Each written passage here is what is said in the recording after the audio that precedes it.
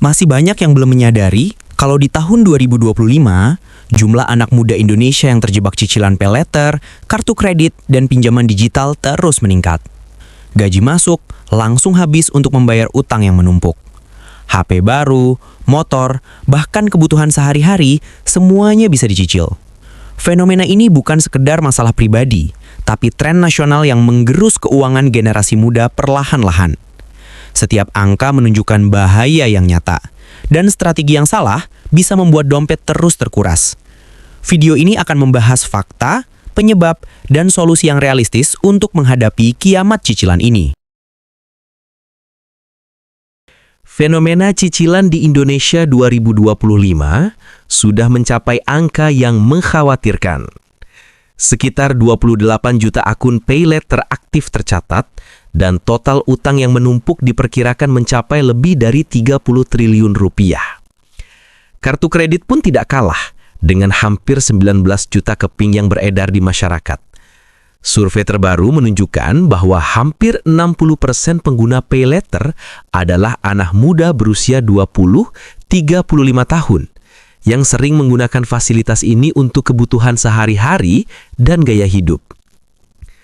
Tingginya jumlah akun aktif ini tidak hanya menunjukkan betapa mudahnya akses kredit digital, tetapi juga besarnya potensi resiko.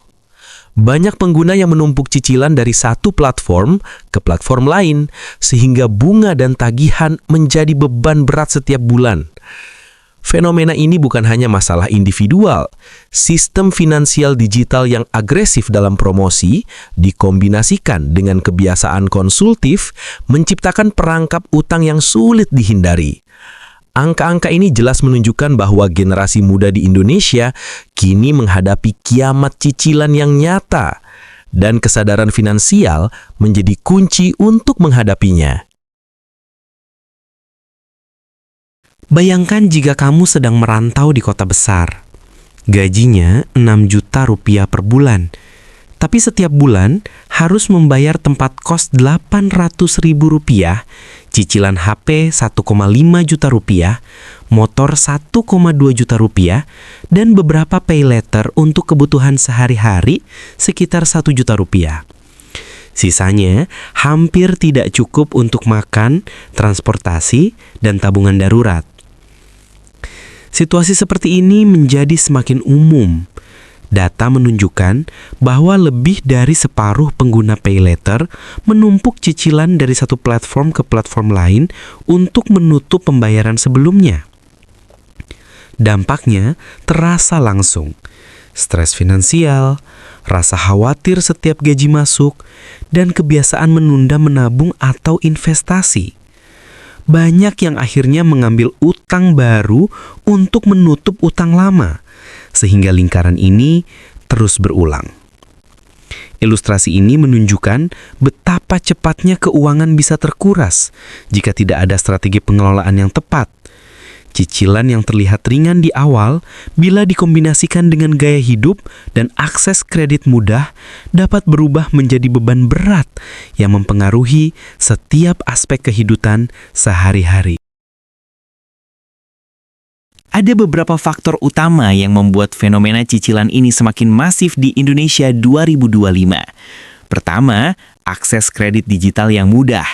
Paylater, kartu kredit, dan pinjaman online menawarkan proses cepat, bunga rendah awalnya, dan kemudahan transaksi hanya dengan beberapa klik. Hal ini membuat banyak orang merasa tidak perlu memikirkan dampak jangka panjang. Kedua, budaya konsumtif dan tren gaya hidup. Anak muda sering terdorong untuk memiliki barang terbaru, mengikuti tren teknologi, fashion, dan hiburan. Cicilan menjadi zaman pintas untuk memenuhi keinginan ini tanpa menunggu tabungan cukup. Ketiga, kurangnya literasi finansial. Banyak yang belum memahami resiko menumpuk cicilan, bunga efektif, dan prioritas pengeluaran.